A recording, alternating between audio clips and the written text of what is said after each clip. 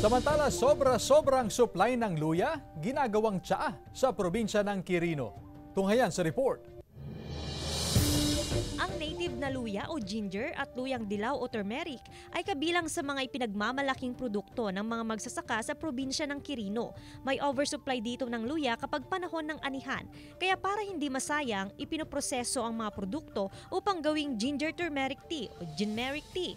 Ang unang proseso, ang washing o paghuhugas sa mga produkto. Pinagsasama na rito ang dalawang variety ng luya.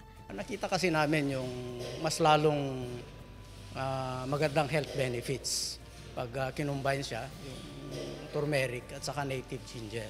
Sunod ang juicing kung saan gumagamit ng makina para makuha ang katas ng mga luya. Sinasala ito para walang maihalong hibla o balat ng luya. Saka isusunod ang mixing o paghahalo ng extracted juice at asukal.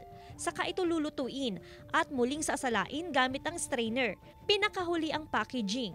Mula sa paglalagay ng powder sa sachet, gamit din ang packaging machine. Saka ito ilalagay sa box. So, ini-encourage pa rin namin yung aming mga farmers dito na huwag iwanan yung native ginger. Kasi pag ang pinag-uusapan ay health benefits, iba pa rin talaga yung